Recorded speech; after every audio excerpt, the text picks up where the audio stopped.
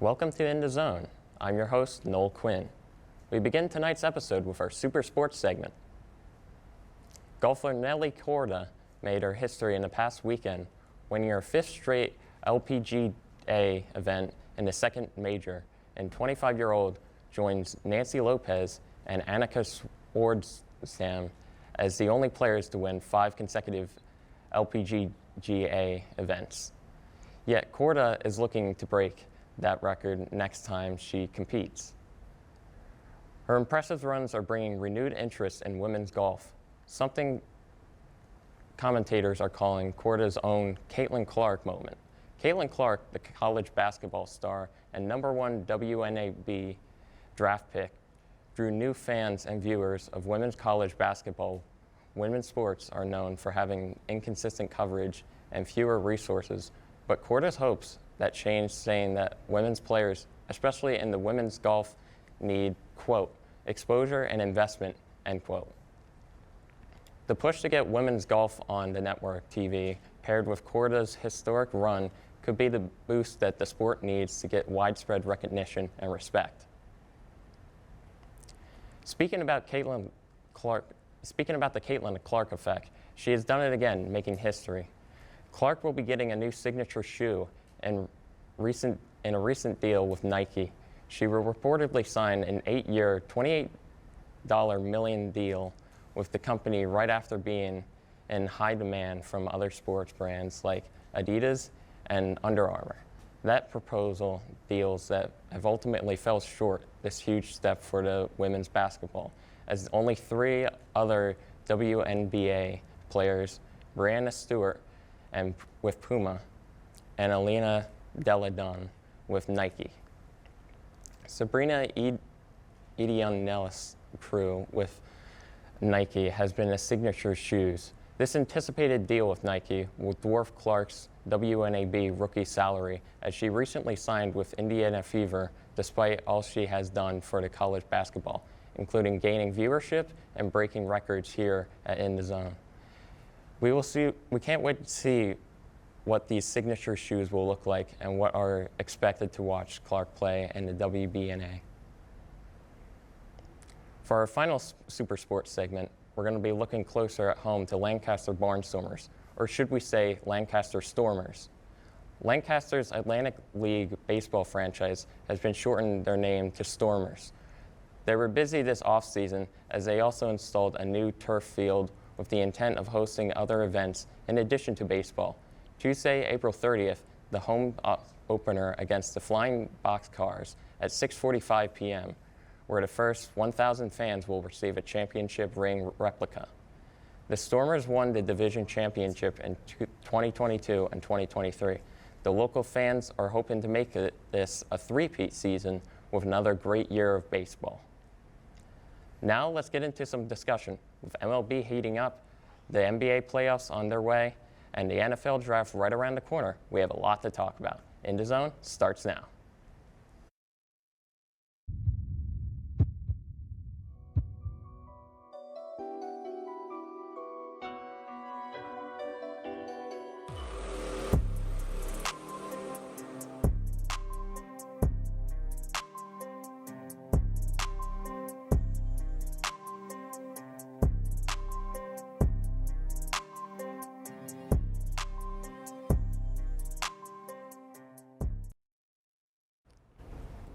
Joining me to talk about the MLB season are Aaron Chun and Kaye Wagner. In the American League, the Guardians are staking their claim early in the season as one of the best teams in baseball, despite their cornerstone Josh Ramirez getting off to a rough start. The Tigers and the Royals are making noise behind Cleveland. Meanwhile, the Mariners are starting to heat up. Currently in the lead for the Atlantic League West. Aaron, what are the teams that stand out to you? Well, I have liked watching the Orioles a lot and the Yankees. Again, I'm still a believer the Yankees are going to be in the World Series by the end of the year. I mean, they're doing all of this, and they're missing Garrett Cole, and Aaron Judge is off to a really bad start right now. So the fact that they can get better from here, where they are right now, I'm really encouraged by that.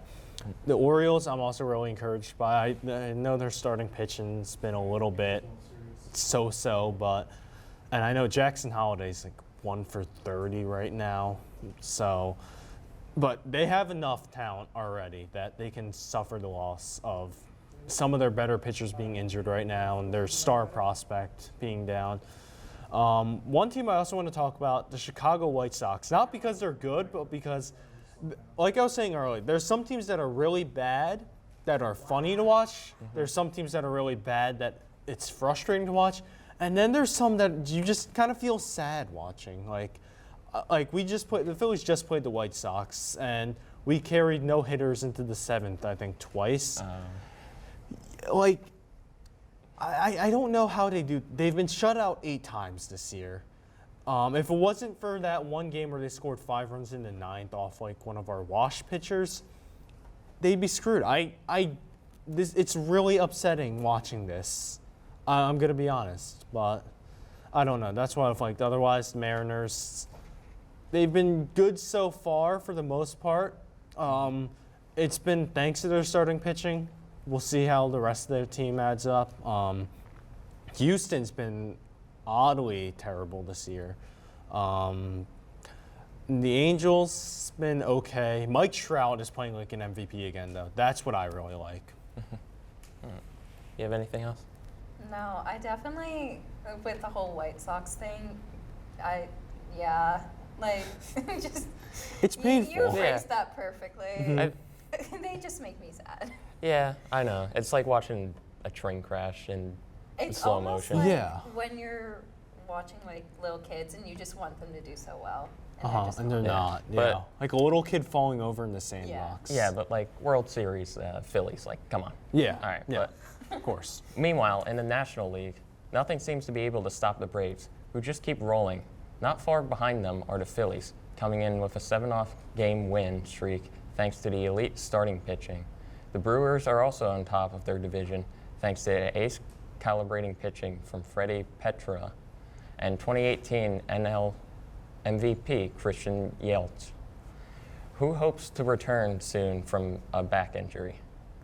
After a solid start, the Dodgers lead in the NL West through not by a wide margin like many expected.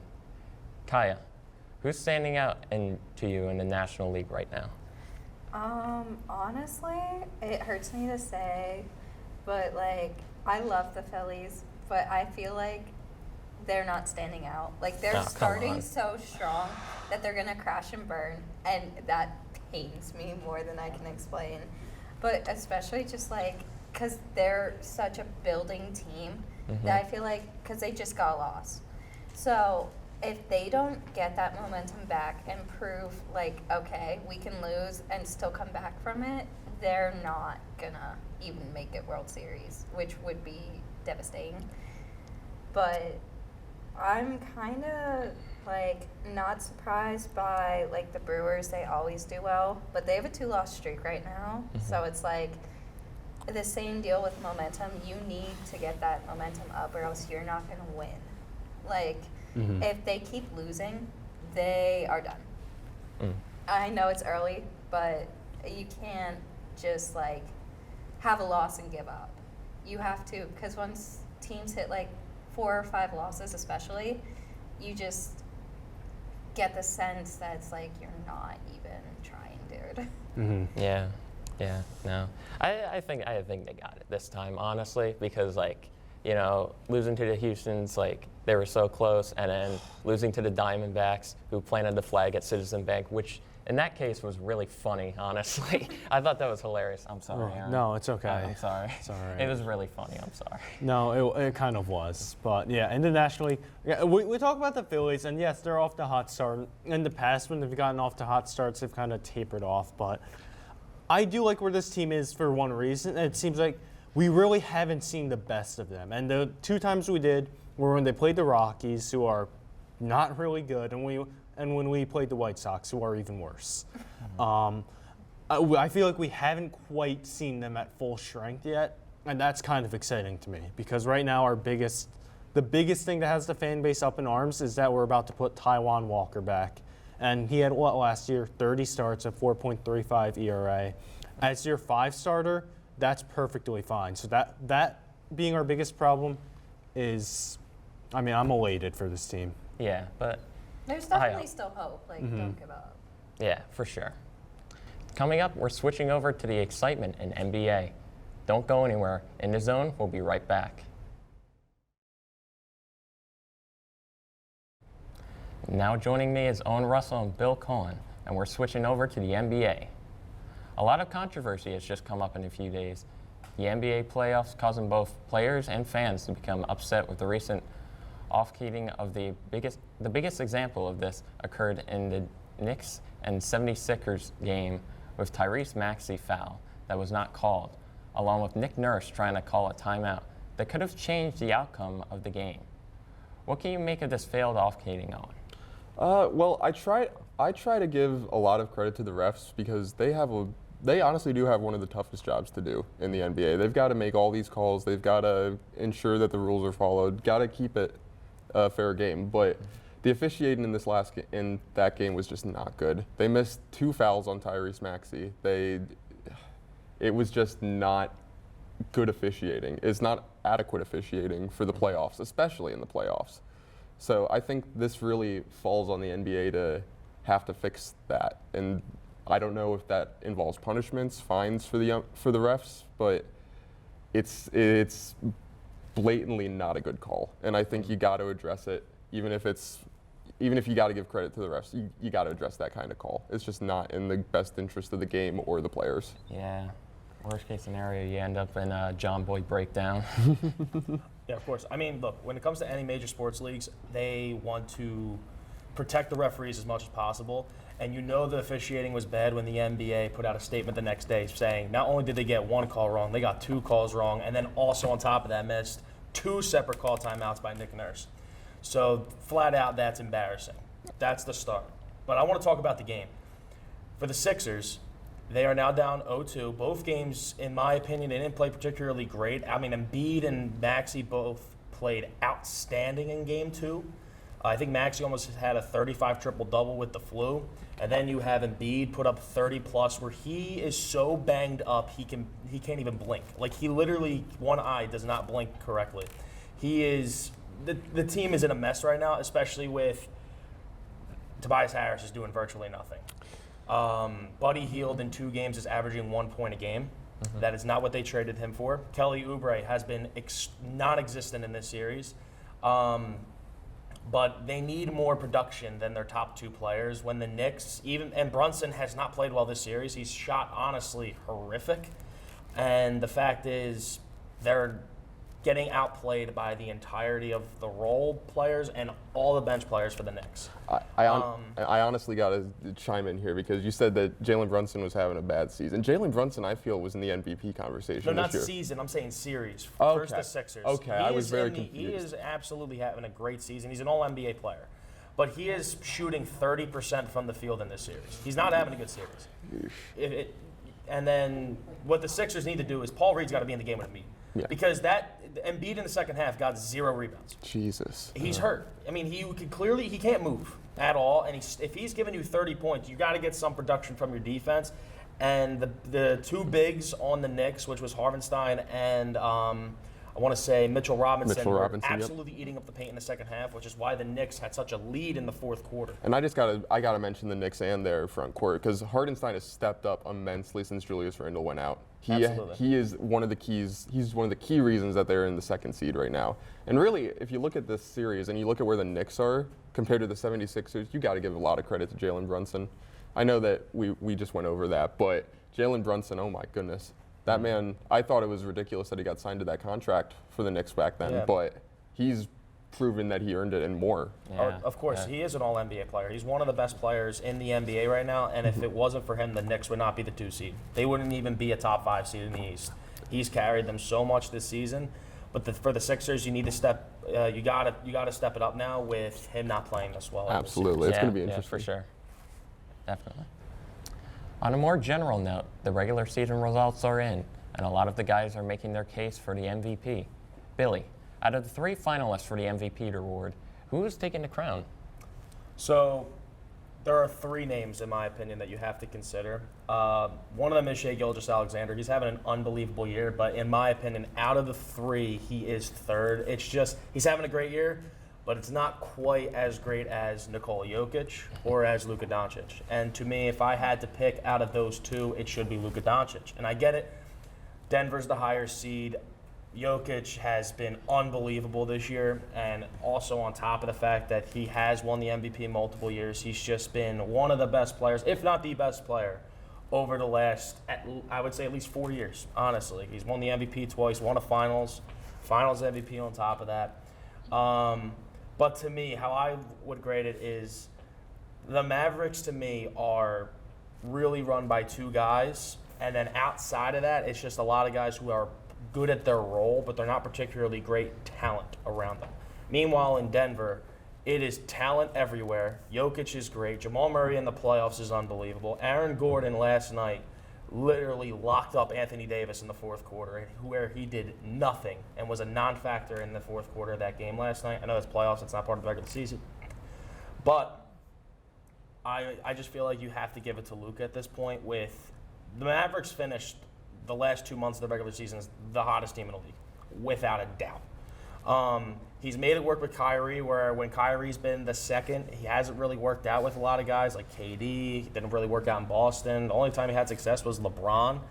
Not saying Luka's as great as LeBron all time, but I want to say that Luka, to me, right this year, averaging 35, 9 and 9, has to be considered the most valuable player in the NBA this year. I would have to say that if I had to rank it 1, 2, 3, I would say it's Jokic, Shai Gilgeous, and then Luka Doncic. Because let me say this. The Thunder got the number 1 seed. And that is, I would say, 80% thanks to Shai Gilgeous-Alexander. There's a lot of young talent on the Thunder's team that they've got. Don't get me wrong. Chet Holmgren's insane. But that man is special. I don't think that Oklahoma City would really be in the playoffs without him. Nevertheless, the number 1 seed. I think that he brings the most impact to, out of the 3 teams, out of all of those 3 teams, Nuggets, Thunder, and Mavericks, he's brought the most and he's led them to the most success. I would say that's why he's the MVP. Jokic, you have a unique situation with Jokic because he's putting up Luka Doncic numbers at the 5. He's in the paint. He is a 7-foot man. That is not something, those stats are not feasible. It's absolutely ridiculous that he's been able to do this sustained for so long. And the fact that he didn't win last year against Embiid, I think we should be talking about a 4-peat, honestly, right now. And as for Luka, I love Luka. He is a very talented player. He is probably the best out of the 3 in terms of pure talent. But the Mavericks are what, the 5th seed?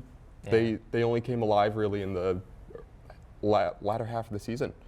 Before that, it was a little bit of trying to figure out what's going on with Kyrie and Luka, trying to find that balance. And while they did find that balance, too little too late at that point, I say. So I would say Jokic is up there. Doncic, if he keeps playing like he did this year, and the Mavericks get a better position, I think then you'll see him get an MVP. Right. My only thing that I will combat that is Jokic, one of his MVPs, they were the 6th seed, and they got bounced in 5 games in the first round. And he still won it over Embiid, where Embiid, that was the year that Embiid had nobody he was playing with. That was Maxey before he was even no one even knew who Maxey was at that point. And that was the whole Ben Simmons saga. That was also before they got James Harden. Was that Jokic's first or second one? That was Jokic's second, where he had a worse season, his second MVP, than he did the first year that he won it. And then they kind of gave it to Embiid the third year because, like, oh, no way Jokic deserves 3 in a row. He never won an NBA title. So that's kind of what they kind of gave it to Embiid the year after that, even though Embiid was outstanding. But to me, the reason that I put Shai at 3 is because from an individual standpoint, I think Luka's been the better player this year. Okay. And if you want to say, oh, well, the teams, in my opinion, if you flip their teams, I could argue Thunder would have a better record with Luka. I could argue that. I think another part that's very underrated is the improvement of Luka's defense. Luka's kind of been known as a very not the best defensive player, and this playoffs especially, I get it, playoffs, not a part of the MVP award, but he was locking up Harden last night. Right. And I think that needs to be considered. Yeah, and, I think Luka's going to win. No, I'm not going to elaborate. So after doing this hosting for like the entire day, I feel like I'm not like particularly like cut out for this. So we're gonna bring on a different host who is a little more familiar with this stuff than I am. But for now, we're going to send it over to Kevin Lynch for the latest in Marauder Athletics. Kevin? Thanks, Noel. Baseball suffered a rare home sweep against Shippensburg on Saturday, dropping games 5-0 and 5-2. Softball, however, was on a roll, splitting doubleheaders against Shippensburg and Kutztown. The Millersville softball team has been named the number 7 team in the Atlantic in the latest NCAA's latest Division II softball rankings. Softball had a busy week, going 3 for 3, splitting all 3 of their doubleheaders. They now have a 23-22 overall record, looking forward to a doubleheader this weekend at Shepherd, as well as their final games of the season being a doubleheader against Bloomsburg. In golf, the men finished 9th in a loaded tournament of 26 teams, with freshman Timothy Peters being the lone golfer to crack the top 25 of the 130 golfers. Women's golf, meanwhile, has been preparing for the PSAC Championship Tournament on Friday. The men's golf team wrapped up their season in West Virginia, competing in the Super Region Preview this past week. They faced some struggles, finishing 9th, just ahead of the NCAA Super Regionals. The women's golf team, on the other hand, competed in the Bloomsburg and East Stroudsburg Invitational, where they finished 3rd and 2nd overall, with Amanda Wolf leading the way for the Marauders, shooting 7 over par. The women's golf team will be entering the PSAC Championship, having placed 3rd or better in 11 of their 14 events this season. Good luck to all the Marauders as they make a push towards the playoffs.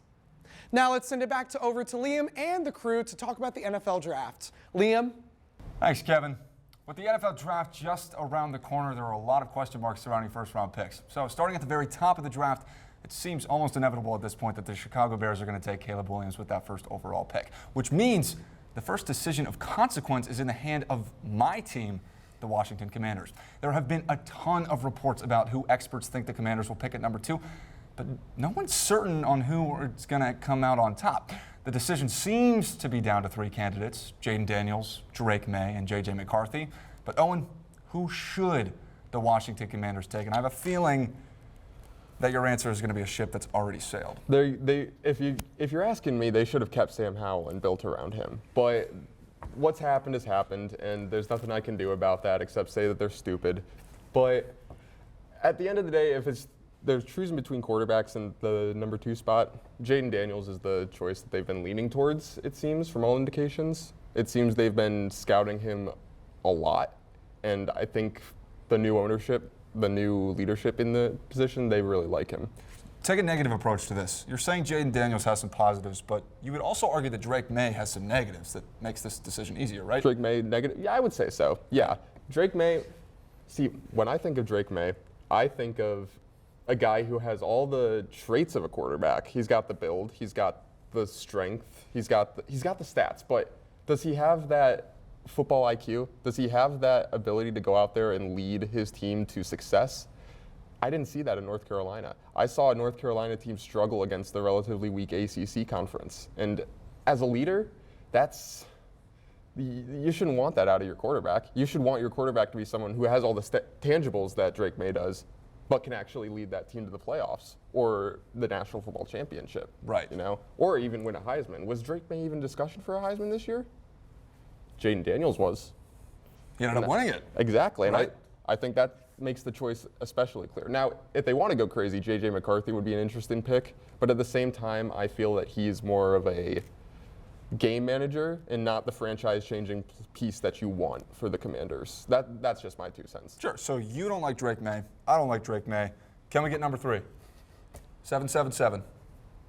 I like Drake May, but I do think Washington's going to take Jaden Daniels, and I think they should. Why? He fits the system. Cliff Kingsbury, I mean, he's had success with Patrick Mahomes. Not saying Jaden Daniels is Patrick Mahomes, but he had also success in college with Kyler Murray and also in the NFL. Kyler Murray and Jaden Daniels kind of have a similar type of play style. They're not the biggest guys in the world. They have they're extremely great athletically. They can both bomb the ball as far as they want to. They're great athletes, both former Heisman Trophy winners, as Owen said before. But my thing about Drake May should be on a team that you can make the case should probably sit a year. I think Drake May has incredible talent. But everything that I heard over there on that side of the table about his football IQ and all that stuff kind of sounds very similar to Justin Herbert 4 years ago. Everybody questioned him, and the guy who was up for the Heisman Trophy winner, I'm not sure if he ever won it, but Tua. And Tua was drafted over him, and let's ask Miami fans how they feel about not getting Justin Herbert over Tua. Well, let's ask Chargers fans at the same time how they feel about Justin Herbert a few years in, because they just came off of a 5-12 season, didn't they? Well, he was also injured, and they had, without question, the worst head coach in football. That's not even a debate. Like, there is a reason he got fired. And a 30-year-old Austin Eckler. Like, there's not a run game to help him. I don't think there's ever been a run game to And their in LA. defense that they put hundreds of millions of dollars into failed. Absolutely. Failed. They were awful on defense this year with the defensive head coach. But I'm going to say this as an Eagles fan, the spiteful part of me, I pray that Washington drafts J.J. McCarthy. Because, boy, it would be really funny with a bad O-line, with a pretty good receiving core. Iffy run game, we'll see how Eckler works out. We'll see if Brian Robinson's still that guy. But if J.J. McCarthy gets drafted to the Washington Commanders, I will be all smiles on Thursday night. Well, count yourself out of that smile. That's not happening. Would you say Vikings a good fit for Drake May, real quick? If Drake, in my opinion, Drake May, if he goes to either Minnesota or the Giants, because the Giants with Dable, we saw what he did with Josh Allen, it just makes perfect sense for Drake May to go to one of those teams. But for me, if Minnesota does not get Drake May, J.J. McCarthy would be a perfect fit there. They have two absolutely outstanding wide receivers. T.J. Hawkinson's a top 5 tight end in the league. Their offensive line is very underrated, and they just signed Aaron Jones, who, when healthy, is one of the best running backs in the sport. So he would go immediately into one of the best offenses in the league with one of the best play callers in the game with Kevin O'Connell. So he would have immediate success. That's true. Well, if you follow Adam Schefter on Twitter, you're probably tired of hearing this quarterback talk. So let's move on. So other QB-needy teams include the Patriots, Vikings, Raiders, among others, but there's only a certain amount of potential starting quarterbacks in this year's draft, with the Vikings and Raiders the most desperate teams to draft that quarterback, but lacking the draft position to get an elite prospect. Do either of you see these teams moving up to grab their guy? Bill, we'll start with you. Again, like I just said, Minnesota's going to trade up. They have all the assets to do because they made that trade to get the 23rd overall pick. So they have 11, they have 23, they have their first-round pick next year. So they have all the assets to move up. For me, the Raiders is a weird one because the teams that they would have to move up to trade with most likely would be the Chargers. And the Chargers are not trading in division. That would, if you trade in division to give your division rival their franchise quarterback, would not be the smartest thing to do in the world. I'm just saying. But again, like I said about the Giants, if Drake May goes past 3 and he's there at 4 or 5 and the Giants are sitting there and they know Minnesota's calling to get up there, don't be surprised if the Giants move up. Because again, Daniel Jones' contract, all the guaranteed money's done this year. After this year, they owe him nothing. They can cut him, trade him, whatever, and nothing is on the books for the Giants. And if they can start Daniel Jones this year, probably they will stink. And then Drake May could sit on the bench, learn the system a little bit with Brian Dable. The Giants would be in a good spot. I like that. What about you? I think to look at this question, you need to look at the situations that each team is in. You need to realize what they would be giving up, what they would be getting in the trade. I think out of all the teams in the top 3 that would be willing to trade their pick, it would be the Patriots. Because they are just not good across the board, I feel. Yeah. They need a lot of help besides quarterback. So I could see a team like the Vikings moving up with them to get their quarterback of the future. I don't know if it's going to happen, though, because I could see the Patriots getting a quarterback there, too. And if that happens, the Cardinals, I could see moving out of that pick to get more draft capital. I know Marvin Harrison Jr. has been linked to them a lot, but you have other talented wide receivers in this draft class that you can get later down the line. I think that there's a lot of teams that would move up for him. If the Raiders, I could see that, but I could see them also staying put, trying to get Michael Penix Jr. or Bo Nix. I could see the Saints moving up to try to get a Derek Carr replacement after a while, because I don't think he's the answer long-term in New Orleans. I was going to say Seattle, but they just traded for Sam Howell, and I don't think they're going to be – I think they're going to try to drag out that Geno Smith-Howell battle for a little bit. I think so. It's going to be interesting to see, but I think that if any team moves up, it would be the Raiders to get their quarterback, and I think that it would be for Michael Penix Jr. Okay, that's fair. Your answer. Do you have anything to say? I'm just going to wait till we get to the next topic. Okay, that's good. There we go. That's good. Let's actually move on from quarterbacks because apart from them, this draft is absolutely loaded at other positions. This includes offensive linemen. We've seen some really good defensive backs. Most certainly, wide receiver. Now, there's a good chance that 5 or more of these wide receivers will go in the first round alone, but there's still a debate about which order they go in. Marvin Harrison Jr. seems to be the favorite to be the first wide receiver off that board. But do you agree with that, Owen? 110%, Liam. I think out of all the players in this draft, Marvin Harrison Jr. is the generational talent. He is a wide receiver that I feel would be first ballot Hall of Fame. If his college success and his ability translates into the NFL, there's no limit on what that guy's going to do. If he gets onto the right team, he is going to be a monster, absolute monster. And that's why the Cardinals are looking at him at number 4. And that's why I thought the Commanders were going to look at him at number 2 before they traded Sam Howell, made their intentions clear that they were going quarterback. Other than that, I think that we have some good wide receivers in this class, Rome Odunze and Malik Neighbors. They don't hold a candle to Marvin Harrison Jr. in terms of just pure talent. I think that he's a cut above everybody else in that class, and whoever gets him is a lucky, lucky team indeed. Wow. So do any of the behavior things that have happened over the past few months concern you? I mean, he didn't show up to media at the Combine, and I know he didn't show up to media at his pro day. There was something else that he didn't show up to. Well, that seems to be becoming the more normal thing for these top prospects in the league, and I don't like that. I wish that we could see more of the prospects before the draft and before, but that's unfortunately not the reality of the NCAA today. I think that if you have the talent and you've demonstrated that through the season, he doesn't really have to prove anything to anybody. The scouts should have been watching the games. Okay. But I could see how some teams could be concerned, but just based purely off talent, you can't pass him up there. Unless you're going to make a move for a franchise-changing quarterback, I don't see the Cardinals passing him up at 4. Wow. Is he number 1 on your board? Yes. He is the best player in this draft, bar none. It is, to me, I get it. I mean, you could definitely 1A, 1B with Caleb Williams, but I think he's the best. I mean, he literally walked into college football and was immediately the best receiver in college football. He is the best wide receiving prospect since Calvin Johnson. I don't think people truly understand that. He will be the first non-quarterback taken. That is without a question. And I agree with what you said. It's going to be very interesting what we see from 3 to 5, the picks. What is New England going to do? New England, in my opinion, they're drafting quarterback or they're moving back. Arizona, they're drafting Marvin. I would say 95% they're drafting Marvin Harrison. I don't think they are going to move back. I would be very shocked because I don't think their roster is bad.